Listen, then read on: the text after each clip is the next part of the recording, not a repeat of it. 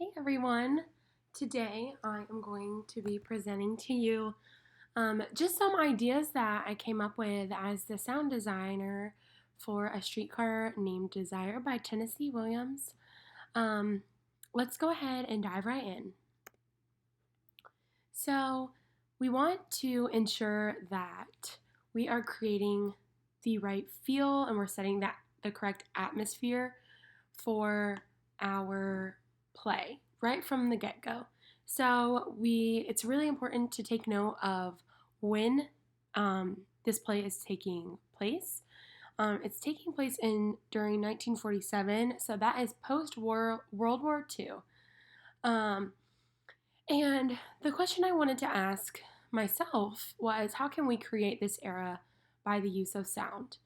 Now, I think it's really important that we note that there is tension right off the bat. There is tension between the characters. There is tension in the air, tension all around, and that really is evident in the way that the characters communicate, in the way that they interact, um, in the way that just their banter. Even we can see that um, between Stanley and Stella, and I'll get into that just a little bit later. But why that tension is present is because during World War II, it's important to note that the women began to explore a different socioeconomic identity tier, so to speak.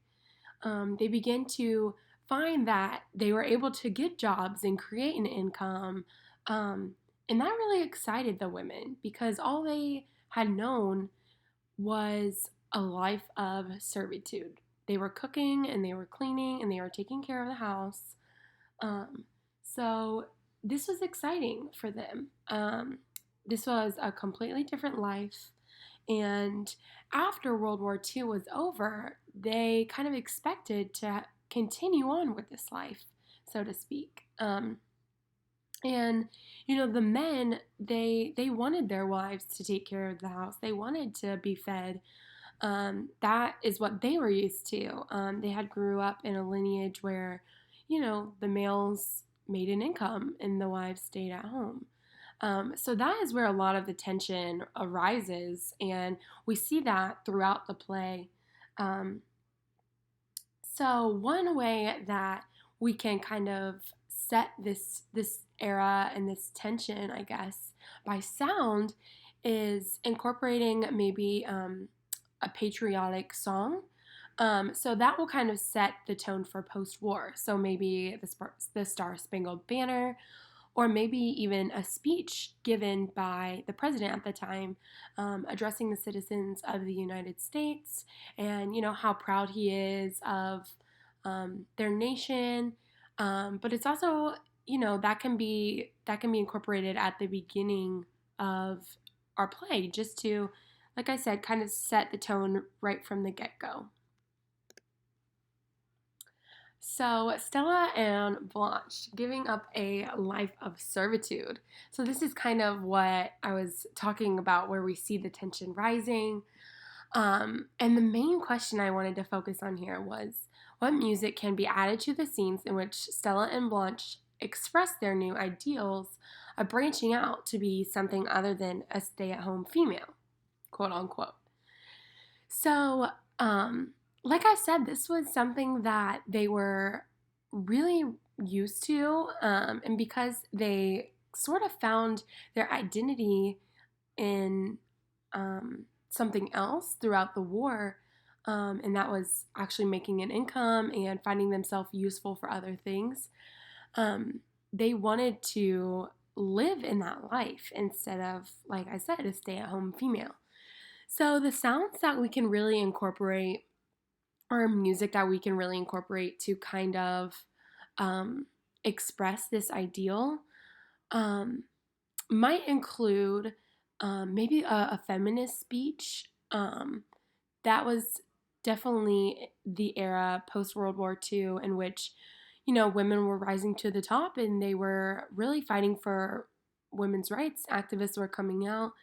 So, Stella and Blanche, while they're at home, maybe we can put on an activist speech given by a woman that they're listening to on the radio while they're cleaning at home or while they're sitting at home cooking a meal or whatever it might be.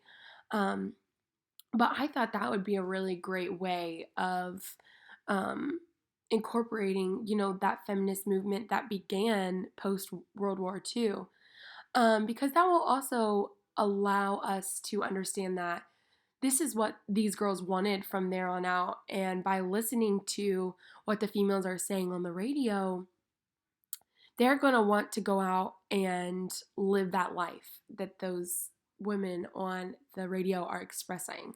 Women empowerment is going to be discussed in that radio talk. Women empowerment, but also equal establishment in the workplace. And that's ultimately what they wanted to branch out and start doing. So I thought that would be a really great way of incorporating giving up a life of servitude. So we also, one specific scene that I really thought was going to be great to focus on as sound designer is in scene 6. Blanche begins to reminisce about her ex-husband Alan. While she is reminiscing about her ex-husband, we hear this sound.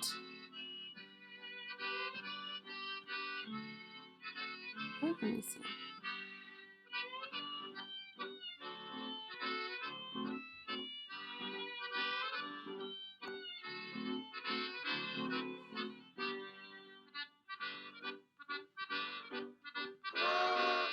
There we go.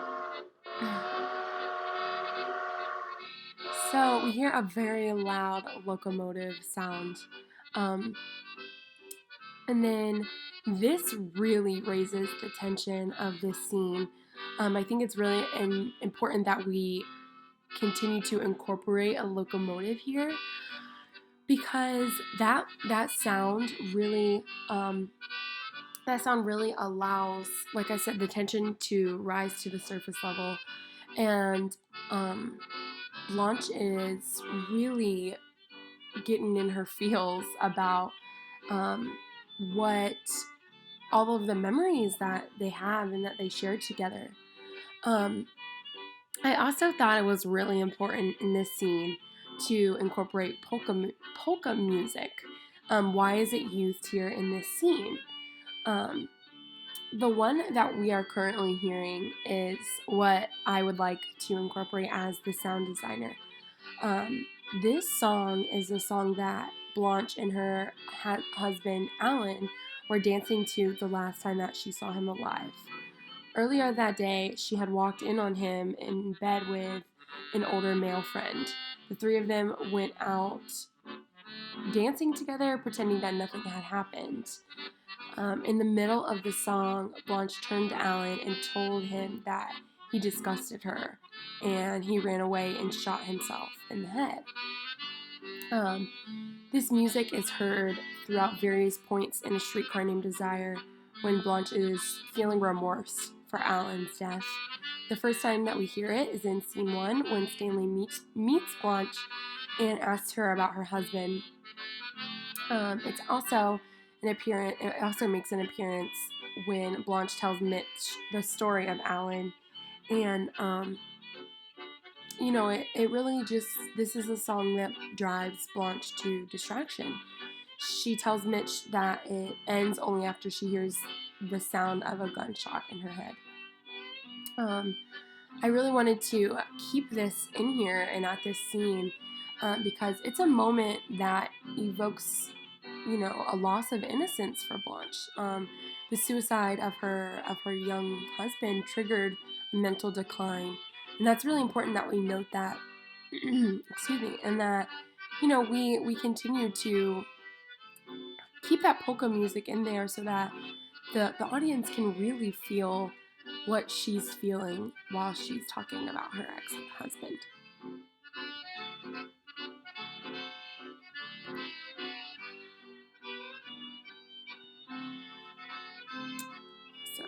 So, the sounds of New Orleans.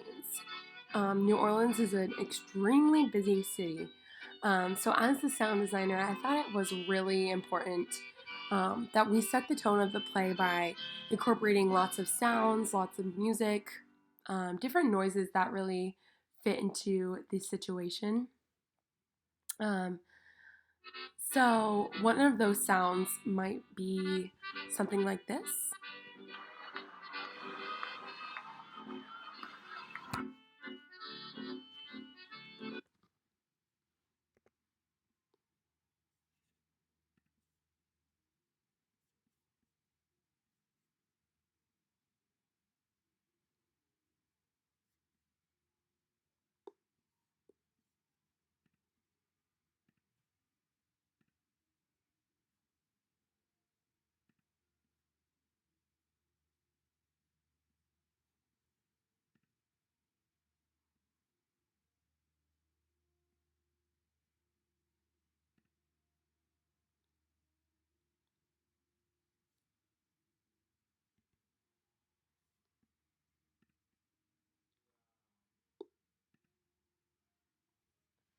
So, the sounds of New Orleans, excuse me, New Orleans is an extremely busy city. So, as the sound designer, I felt as though it was my job to really set the tone of the play um, and the location of the play by incorporating different sounds, different music, different noises that really fit the situation and the New Orleans atmosphere. So we might hear something like this at the beginning, or um, incorporating another thing with a radio that they might be listening to.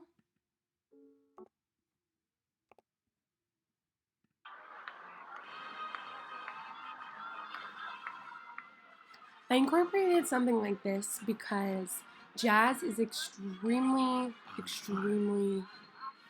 um, popular in the post-war era. Um, excuse me. I felt as though this was also kind of patriotic in a way. It kind of makes me feel as though the citizens of the United States want to feel united and they want to get together and just celebrate because the war is over. So I thought that would be a good music to incorporate. I also wanted to incorporate street sounds because, whenever you're in a very busy city, you are hearing all sorts of things. So I might insert something like this.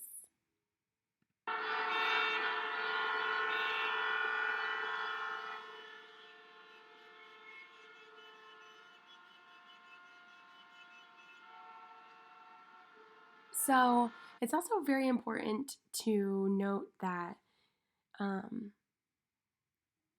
they live in a flat that is very close to the city, that is very close to hearing cars honking outside of their windows.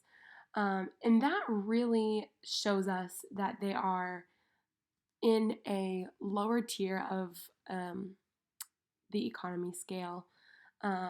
Those apartments seem to be cheaper. They seem to be a little bit more run down.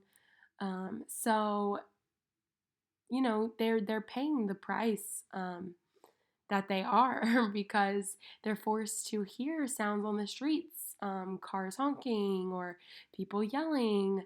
So I thought that was really important to indicate in the play as well.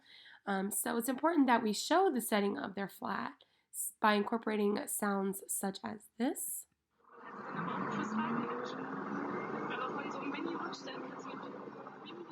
So we hear people talking. This is important to incorporate because people are going to be talking outside of their apartment. So I thought that was a good noise to incorporate. What else do we got?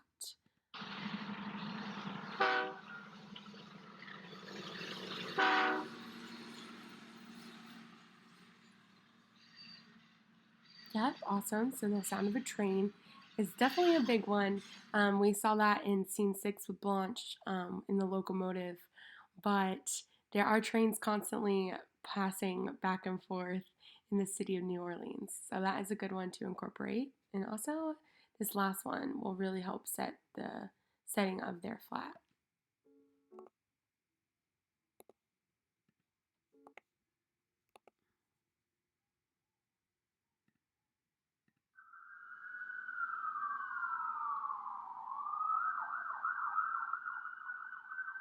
So the sound of police cars, of sirens, that's unescapable, that's unavoidable. So that is a really good one to incorporate um, the location of their flat as well. So, one overarching theme of this play that I really wanted to focus on is the theme of domestic violence. I asked myself, how can we incorporate this theme into the sounds that we hear? Um, for the audience, I think it's really important to hear that what they hear also matches up with what they see. So, in a moment where they see Stella and Stanley arguing, that happens in scene 3. They get into a huge argument, and there is a sound of a blow when Stanley charges after Stella to beat and hit her.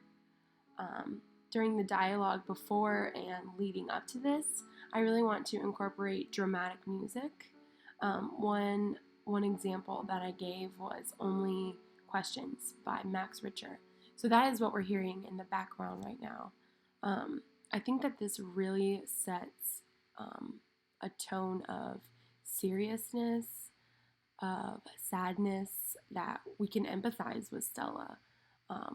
We feel badly for her because she's in this relationship where, you know, she's being hit on, so physically. So one sound I wanted to incorporate here is this sound,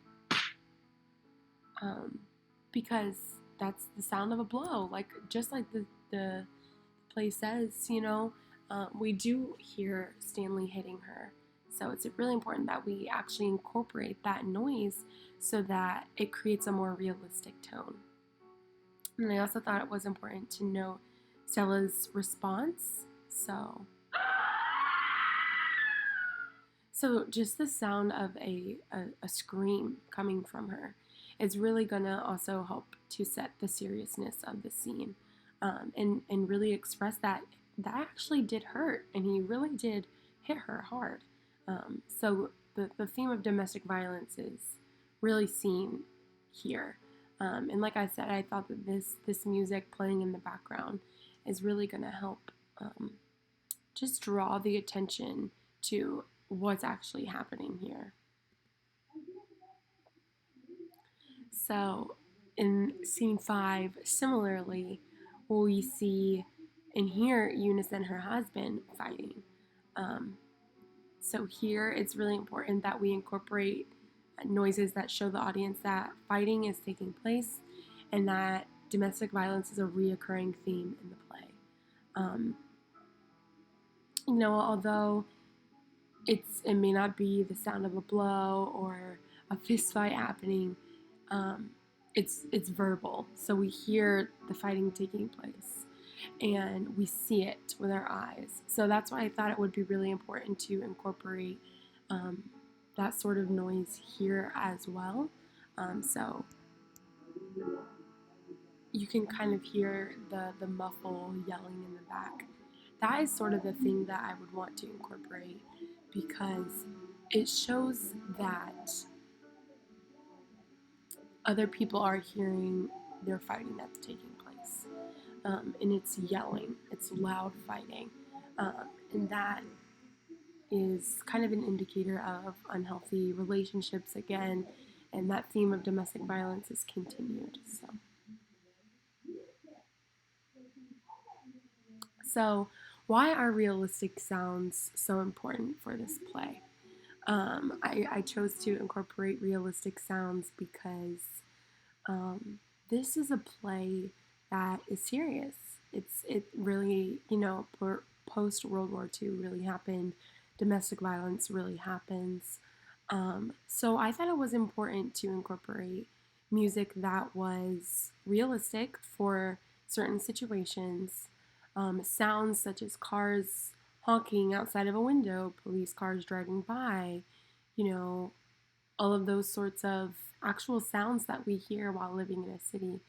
I wanted to incorporate those, and I thought that was going to be my strategy for sound designer because, like I said, this was an era that really took place, and I feel strongly about realistic sounds for this play because if we chose a different approach, maybe unrealistic noises like a gong or the boing that you hear, in a cartoon or something, that doesn't set the tone for this play. It doesn't set. It's not appropriate for the era. It's not appropriate for the location. So that's why I really wanted to take on the approach of a realistic sound approach.